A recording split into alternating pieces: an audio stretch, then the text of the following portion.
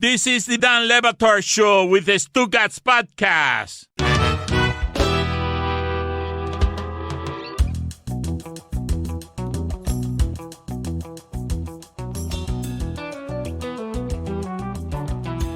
They are going to miss Tyler Herro at some point, right? Whatever. How is he taking this in, you think? Not well. Oh, come on. He's enjoying this. He is? They're better without him. They are better defensively without him, and they don't seem to have any problems offensively. We've got Izzy Gutierrez in. We got Jessica. We got Juju. Juju suddenly wearing Panther stuff instead of Celtic stuff. Yeah. He's always been wearing that. That a boy. This is a capitulation station, Dan. Yeah. I want to personally apologize to all of you, all of the good people of Miami. I was wrong. You were right. Not necessary. And I want to just start a new leaf, turn over a new leaf. Thank you, Juju. Go sit in the penalty box. What? Wow. 2 minutes for turning over a new leaf. No, for being a Celtics fan, for just general punishment for what it is that he walked in here with. But once he does this punishment, is he good? Are we good with that? Yeah, we'll be good with him. Perfect. Yes. Huh. He's an ice cat, Dan. What are you talking about? He's wearing his Kachuk jersey. We will talk about them in a second. We can't all have been right about the Heat from day one, okay? Some of us were wrong. I won't name names. I want to throw a handful. Jeremy and Chris Cody are wearing sunglasses today. We have some sound to play for you.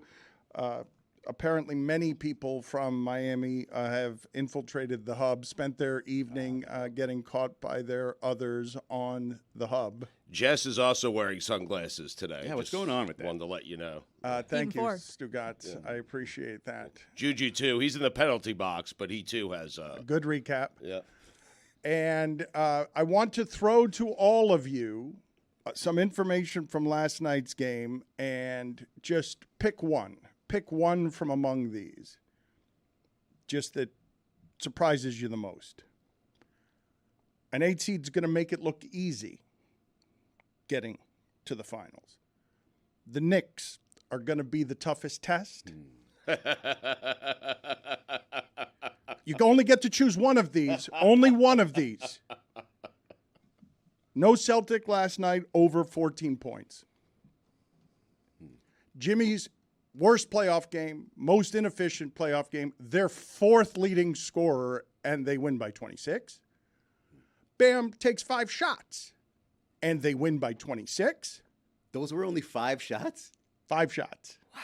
Yeah. Amazing shots. I had his all 5 of overs. them. I had his overs last night. He didn't play the fourth quarter. That's tough. Josh Hart is saying these Miami boys are making a lot of money this summer. Jaylen Brown, Bill Simmons is now trading Jaylen Brown after saying you got to give him the Supermax. The Supermax will make Jaylen Brown this summer the highest paid player in the history of the sport. For a guy who can't dribble. Can't shoot. 0 for 7 last night from 3. I'm guessing he's hurt. I'm guessing his hand is hurt, and I can't believe the Celtic thing is that flimsy, that that's all it takes. That if Tatum doesn't have him, then that's what ends up happening. Can I add a number to your statistics? Both Omer Yurtseven and Nikola Jovic, not Jokic, have more fourth quarter field goals in this series than Jason Tatum. Me and Tatum are tied, actually. Yeah. Huh. It's not just that for Tatum. It's not just no fourth quarter field goals. It's also in the playoffs, most turnovers for Tatum, and in the playoffs, most missed shots of anybody in the sport. That's a disaster. Also, most scared looking. He just looks Well, terrified. I'm glad we pivoted off of Tyler Herro because that's not the way we should have started here. Because I do want to start with the Celtics then, because what are Jason Tatum and Jaylen Brown then? If they are not the perfect duo for today's NBA that can lead you to the finals in a championship, then what are they? Because I see Jason Tatum, and I don't see a guy who's even been given the opportunities really to do what Jimmy's doing. Their offense is very much the same all the time. It's just from the top of the key. Most of those plays are just those two guys trying to create for them and then kicking out for threes. And you watch Jason Tatum, and whether it's the fourth quarter of the other game in Boston or in this game, you're just looking at him like, what are you doing? Where are you, the focal point of this team, when you see it so clearly on the other end with Jimmy, even when he's not scoring all the points? And, you know, whether you call it leadership, whether you call it just superstar ability, I don't know if Jason Tatum has it. And then in the postgame, man, he dropped so many you-knows, but he didn't you-know anything. Like, that was giving no answers for anything. And they're just, I think in the end, they're probably throwing their hands in the air saying eventually they're just going to blame Joe Mazzulla. But everybody on that team has to be embarrassed by this. He had it during Game 6 and Game 7 against the Sixers, and it has gone away. Are you saying he would benefit from not having Jaylen Brown there, though? Well, he had it, Stu, because for the first 3 quarters of that Game 6, it was a choke-off. It was either him or Embiid. One of those two was going to eventually hit a shot, and he did, and that carried him through that 7th game where all of the Sixers were scared. He aren't scared. Coward. We will play this sound for you because Ryan Cortes, I have told none of you to do this. That was Jason from Boston. I don't know who you're talking about. I have not asked that anyone in this company, outside this company, anyone who listens to this show, infiltrate the hub. But their announcers, I heard them last night, they were defeated. Jessica was on hold and fell asleep. It's a late night for her. I mean, It was so late. But Jessica would have discombobulated them if she had pivoted. I was practicing what I was gonna say the whole time. I was like, oh, should I go with like the Cleveland's embarrassing, but the Heat, and then play Pitbull, which Pitbull song? I wasn't ready. Did you go with Megan? Luckily, I just fell asleep. Was it Megan? Was that the name you went with? Megan from Boston. Yeah, perfect. Let's hear what do we have here. We have 3 sounds. Only one of them is Ryan Cortes. He's an adult male. He is an executive at the company. you're saying you've never asked any of us to call into the hub after the Heat beat the Celtics. You haven't. In Dan's defense, he has never asked a single person to do this. We're just doing it because we're idiots. He's also a very sick man. Yeah. Yes, his cousin also got into the mix, evidently. he's now recruiting Family affair. Recruiting people to do it, and a couple of them snuck into the hub. Jason is in Boston, has thoughts on Jaylen and Jason struggling. Hi, Jason. Hey, fellas. Thanks for taking my call. Everyone is talking about Joe Mazzulla tonight, and rightfully so. But I want to talk about the stars, Jason Tatum and Jaylen Brown. I don't think either of them was good enough tonight. I watched the game myself from the new La Canaria by Fenway, and both of them were playing like... Let's go, Heat! You cowards! Okay, there we go. We were warned about this potentially tonight, but thanks for the phone call. We appreciate it. For those who do not know, that lyric, culo, is just Spanish for... Thank you. So that is a very musical... You saw the switch up. I don't to think it's Jason. the actual hole, though. I think it's just the...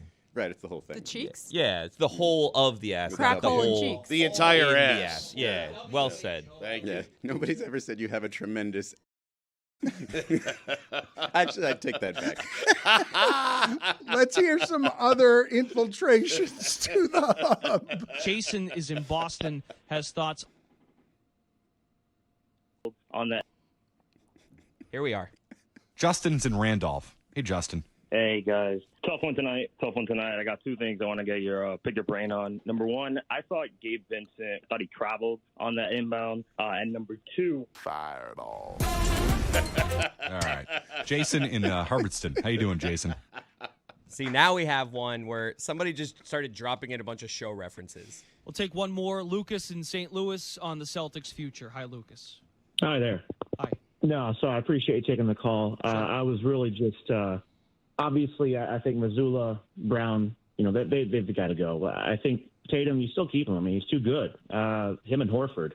I mean, Well, Horford's been really bad in this series. Yeah, 40% from 3 tonight. I mean, if you have a team of 5 Horfords, they win this thing. Right. I mean, I'm sorry, I'm not going to apologize for that, but didn't ask for any of this. This 3-0 down. All right, Lucas, thanks a lot. Good call. You didn't even have to stay up, Stu, and you got on the hub. Boston's embarrassment, fear, torment, crying into the chowder, to have South Florida end both of those seasons and that way, right? Because one of the cool things happening with the Panthers right now, the 7-game road winning streak, 6 I think 8 teams have ever done that, and the 6 have won the Stanley Cup. But what the Panthers are now doing is surprising, just like the Heat did to Boston. Go into your city, win the first 2, and you realize stunningly at the end of the second one, oh, I might not get to see another game in this building again. My season might have just ended, and I wasn't expecting any of that. It happened in Boston, Toronto, and Carolina, where they're watching, they're excited, and they're like, oh no, now it leaves, and it might not come back again. And to see and hear the Boston tears of, oh, the country is laughing at Boston, saying, oh, it broke. We just watched the whole thing break. You lose by 30, and Jimmy's not special. I mean, he's inefficient. He's okay. Careful. Fine. He's inefficient. Thank you, Billy. I appreciate the warning. Izzy was asking what Tatum and Brown are. They're done. That's what they are. They're Finished. done. It's Yeah. over. All right. Toward the end of that game, they were just coughing up the ball like they didn't know what to do with it. It was just embarrassing for them, and they said as much afterward. But how cool was that Kachuk celebration after the overtime goal? Let's just get the hell out of here. He's The trying to, walk-off. that's 2 in a row where he's Yeah. trying to do the thing. Like, come on, guys, let's get off the ice. Well, I No thought, one follows, though. I know. I thought it mean, was cool right up until he was in a cold, empty, antiseptic hallway by himself. He's like, woohoo, we're going. He looks like back. enough. Hugging Bob. Get off the ice. Let's get out of there. Let's go. Can they win in regulation? I mean, honestly, do they know they can win in regulation? And by the way, like the officials and the Carolina Hurricanes apologize for that 4 overtime the other night.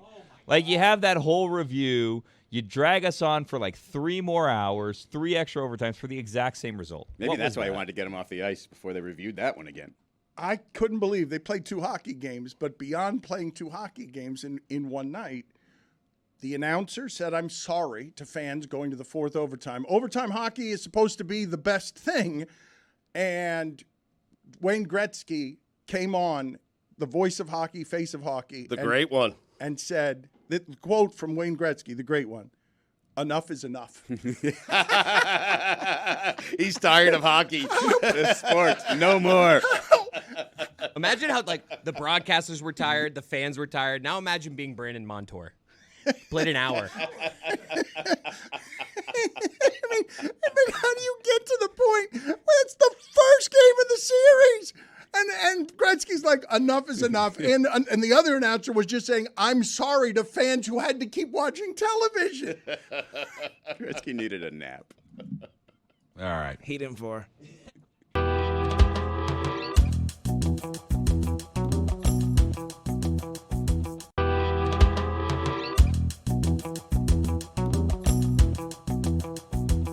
Chris Cody, can you please give me again, because I cannot have it enough, give it to me again, the defeated, downtrodden Boston radio host. All right.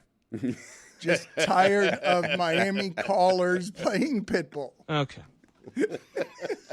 It's bad enough that your team is just embarrassingly bad when it needs it the most, but you just keep getting infiltrated by these people who aren't even that clever, and it's just... Okay. I mean, but it's a special kind of hell, right? Your coach doesn't know what he's doing. You're about to give the Supermax to a player who doesn't seem to want to be there in Jaylen Brown, in Boston, in the city of Boston.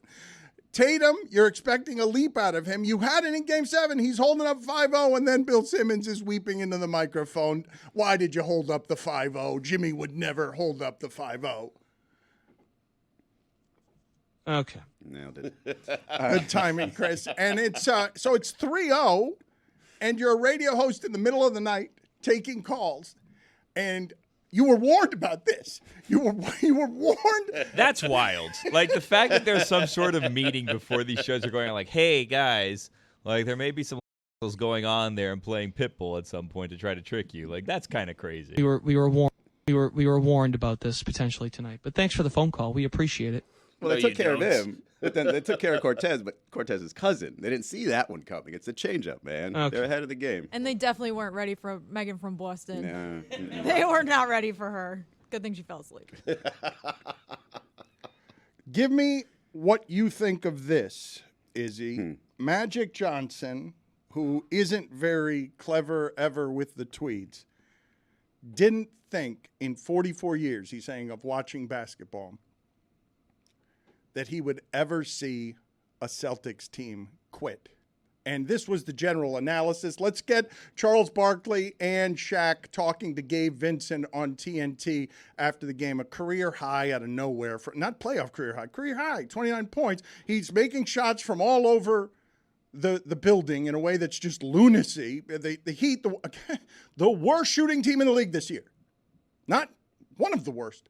The worst. From three, they were the fourth worst. Overall, the worst. They make shots from all over the place. And Charles and Shaq and Ernie are laughing at the Celtics. You know, they're a really good team. They're a well-coached team. They got stars. They're not going to lay down. So, you know, we got to come in and handle business on Tuesday. Yeah, clearly you didn't watch the game tonight. Stop it. Well coached and don't lay down. Go look at the tape again. Easy. He can't answer that. You remember when Al Horford called that timeout in Game 1 for the Heat, right? Went on one knee and did that. I knew, especially after they came back in Game 1, that was going to come back to haunt him. And when I knew that this series was over, the Celtics were giving up effectively, was when Jimmy did that in response to Al Horford. And you saw Al's response, kind of walked up, kind of didn't really say anything, paused for a second. They didn't have a fight left. And I think I knew when it was done, when Grant Williams and Jimmy Butler were head-to-head, forehead to forehead, where were the Celtics coming to back up Grant Williams? And it reminded me of when Udonis took out Tyler Hansbrough in the 2012 playoffs, that team full of tough pacers. Where were they to get in Udonis' face? They weren't. And that's when Udonis knew they don't have any fight left. They're done. I'm going to miss the next game because I'm suspended, but that's all right because they're cooked. And I think when the Heat saw Grant Williams as the only tough guy left, and Grant Williams, Heat kind of player, not going to lie. Like, I think they would love to have him on their team. He's the only one with fight left. You kind of knew in Game 2 they were done. It wasn't that no one came to his defense. It was Brogdon behind him looking terrified. Yes. There's a still shot of Brogdon just being like, oh, no, don't do this to Jimmy. I think the rest of the Celtics were saying to themselves, why?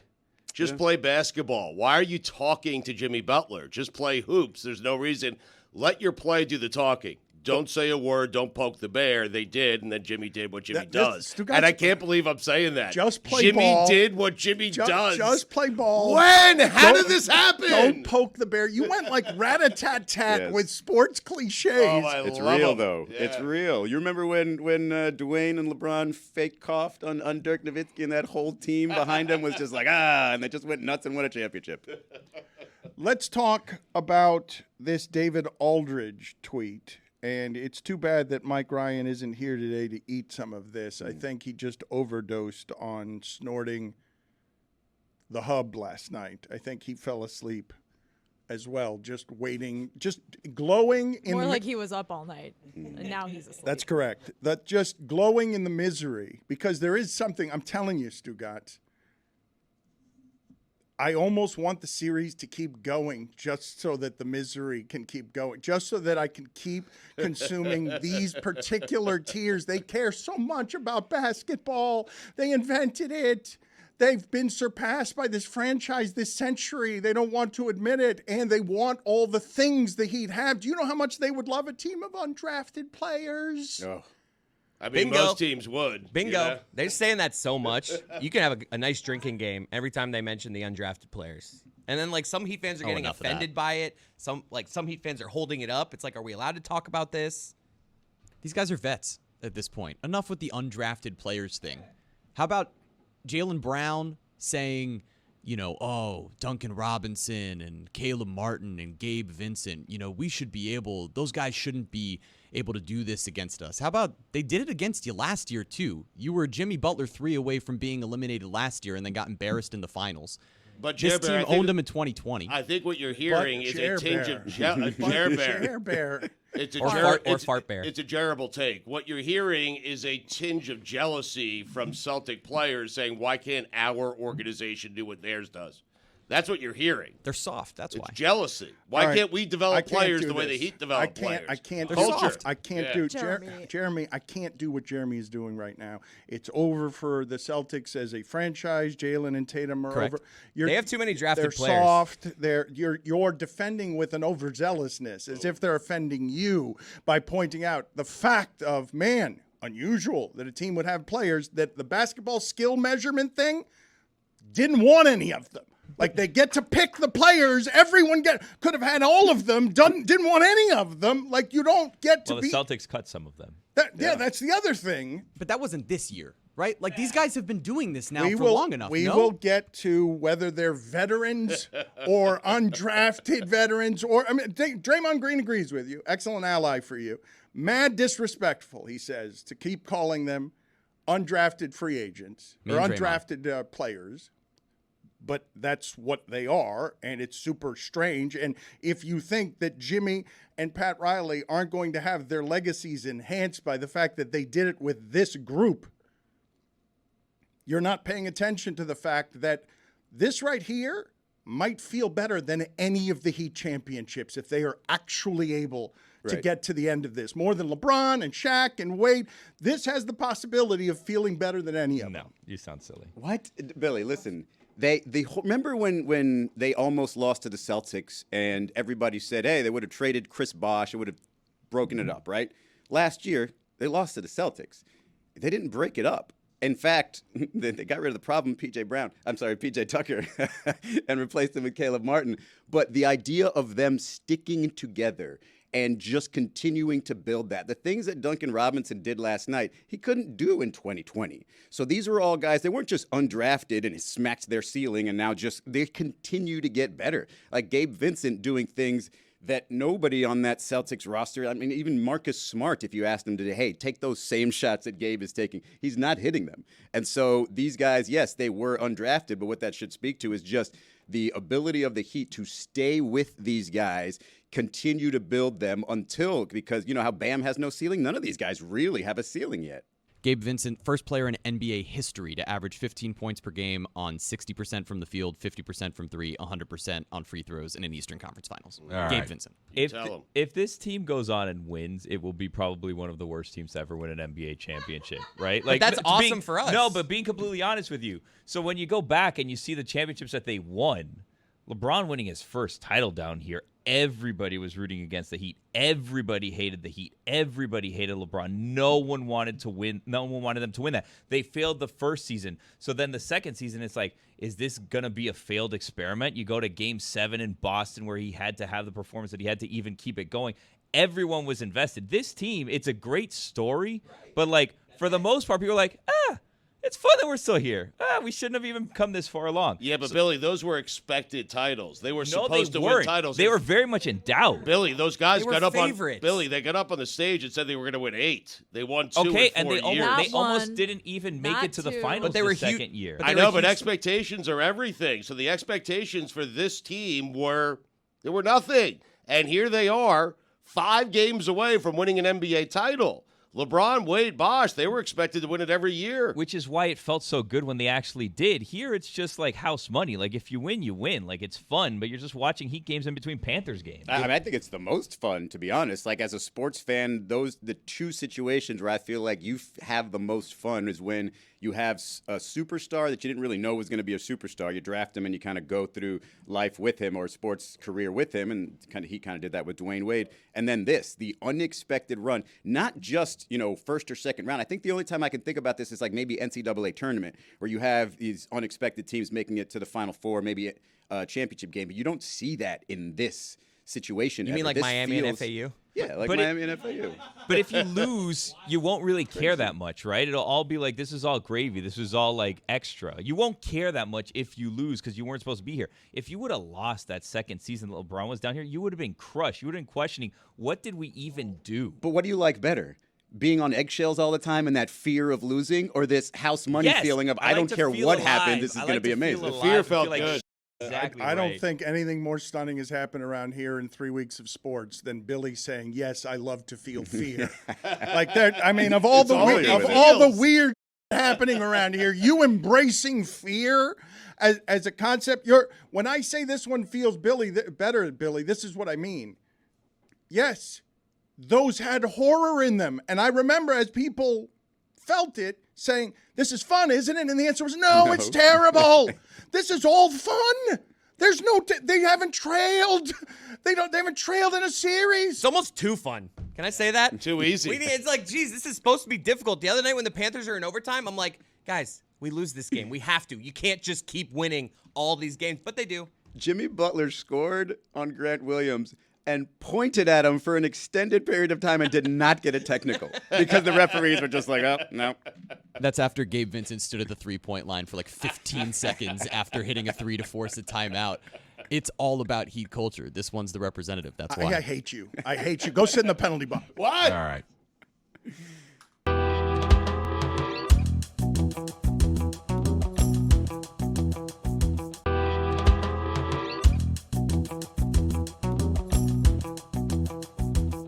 I have to address what's going on with this Jeremy come lately because it's all going to his head. It's ridiculous. He's now maximized maximum Heat fan, worse than Cortez, worse than Mike Ryan, claiming he's worse than Cortez, claiming Worse than Mike Ryan. claiming Mike Ryan's not a Heat fan. he is just a broadcaster. He's a broadcaster. He's had a lot of success early. He's supposed to be a journalist. Jessica, he's supposed to be a journalist. Jessica, whether he's bought and paid for by Bally's or someone else, he's supposed to be a journalist. I love it. He came into work today up Kevin Love's ass, actually. Baby. I love that Jeremy and Roy are our two beat expert journalists, and Roy shows up with a Bellamy Panthers jersey last week, and Jer Bear's calling the Boston Celtics soft. It's absolutely... I'm the one that covers around here with journalistic responsibility. Exactly. That's what we have Chris Cody for. Jeremy, like, it blows my mind. It's astounding to me that he thinks he can come in here and be like, I'm the one who was right the whole time, but then just hurl insults at the Boston Celtics and think that there's any sort of objectivity coming out of his mouth. Dan, do you feel like after having Stephen A. on and saying that he killed journalism in sports, and then you look around at your staff and their behavior, you owe him an apology? Yes, I have. I left him a voicemail the other day. He's one of the few people on He said, earth "I'm who sorry still for listens Jeremy to him." Taché, and he was I'm confused. sorry What the for hell? accusing you of ruining all of this when it's all of my people. I think it was off of the Chris Cody video of him jumping up and down in the press box screaming. He saw that? You're so excited. It is embarrassing. The behavior, the fact is you could speak to this. You grew up in this market and became a local broadcasting legend and a national voice as a broadcaster because you believe in journalism credentials. You studied at Florida. I thought you were talking about me. You believe in the printed word.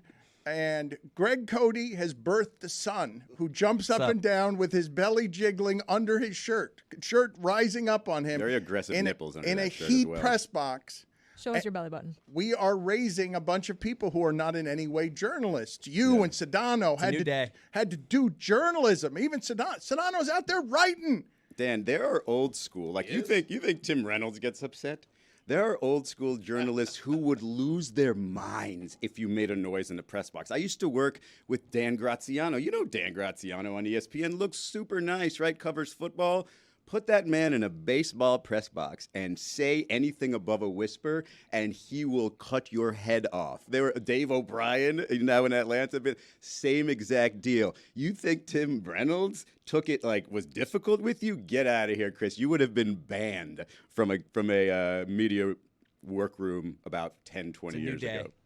What a day it is. It's not even 10, 20 years ago. If you do that at Sports Illustrated, people are going to be talking about you for the rest of your life. We did it 2 years ago, and Reynolds got pissed off at us. Well, Manzo. Yeah. That was on me. I'm Well, sorry. we do. We have a lot of cheerleaders. This is what's been happening. Look, I got lumped in with it. Stephen A. Smith, Michael Wilbon, these guys are wearing outfits, jerseys. Like this was something that changed on television where journalists felt like they could be fans of a team. But we are not doing journalism here. We are eating Boston tears. The thing that I'm objecting to about Jeremy, who just got here, is he is fully brainwashed and he believes in these things louder than anybody. I mean, I too thought that the Celtics quit last night, but I did see also that they had 21 offensive rebounds and the Heat had 1.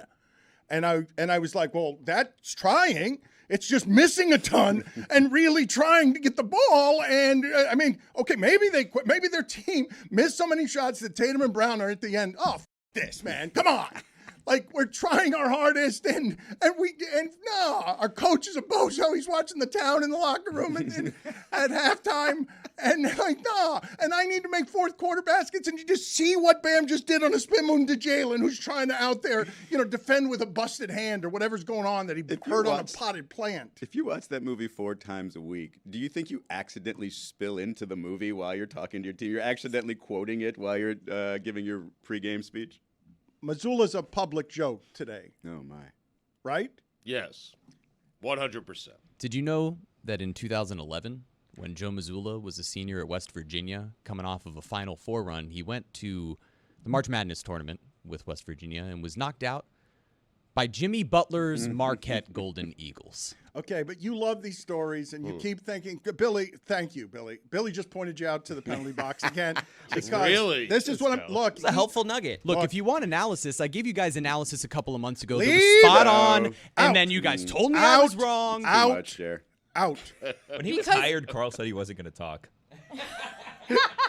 It's a poison. The microphones are a poison around here because look at what he's already become as a bought member. And he does, look, he's out there talking to Heat players a lot more than we are. He's out there talking to Marlins. He's on the field doing the actual broadcast reporting, but it's changing. The gambling companies get here, and the sideline reporter is all of a sudden purchased.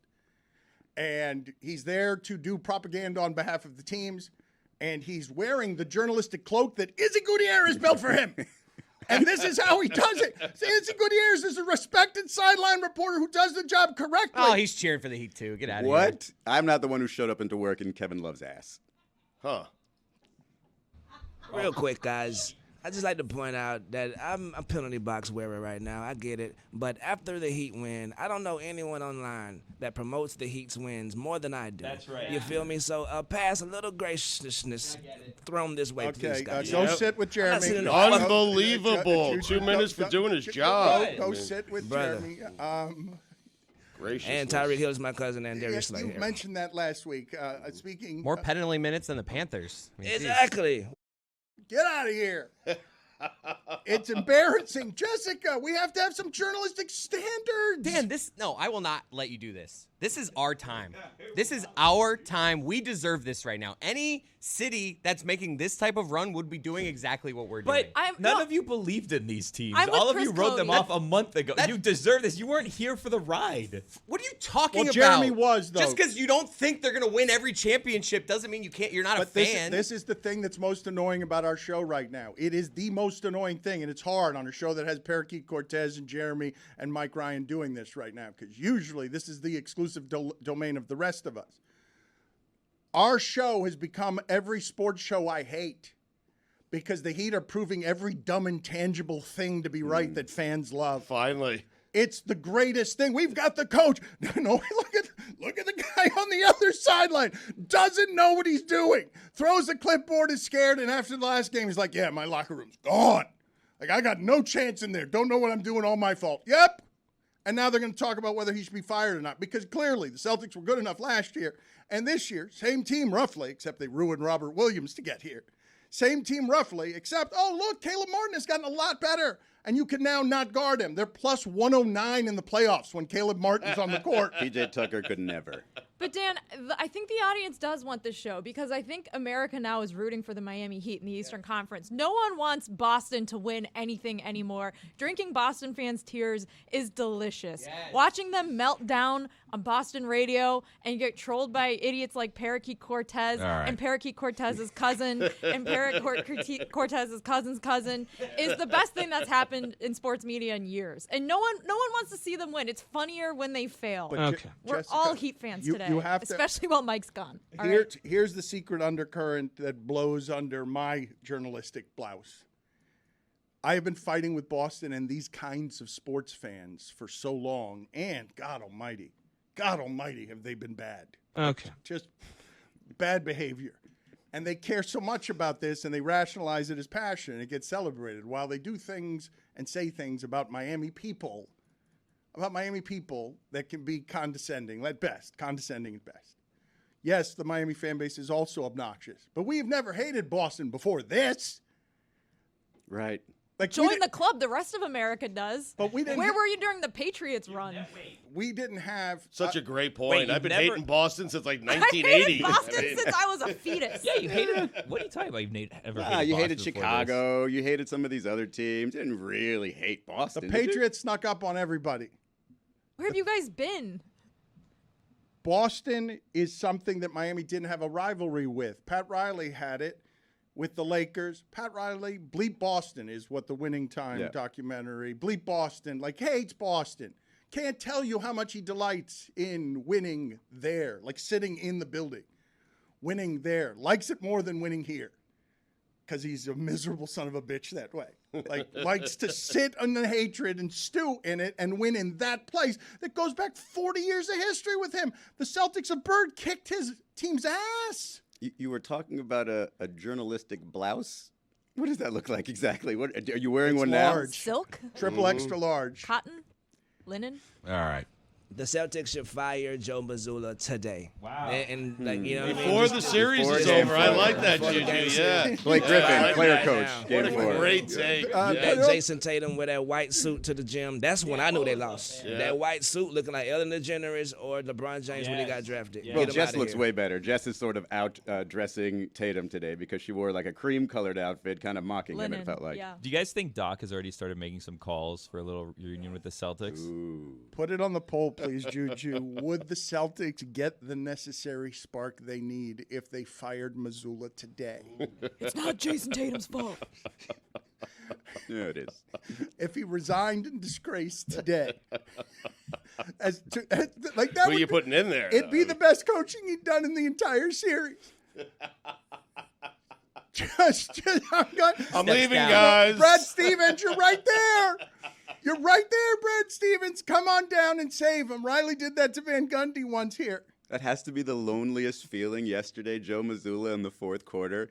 He's going out to high five Peyton Pritchard, Cornette, Muscala, and he's like, yeah, come on, boys, come on. Got it down to 21, Well, yeah. they won that quarter. That was the one quarter in the wow. game. Even the a Zeller quarter, minutes were good last night, though. Right? Holy Yeah. Not the terrible. Zeller minutes. Got another We big have to block. talk My more guy. about the Zeller minutes. He caught a ball out of bounds the other day. That's what he does. But he caught it.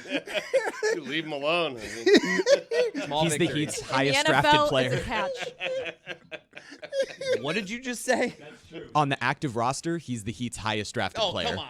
This is what the comment. What? This is what the commentary now has to be. Thank you. A good journalistic contribution from this Jeremy come lately. But how they have to do it from now on, even though it's mad disrespectful to the undrafted players on the Heat, is look at these undrafted players the Heat and Jimmy Butler are winning with, and also Cody Zeller. All right.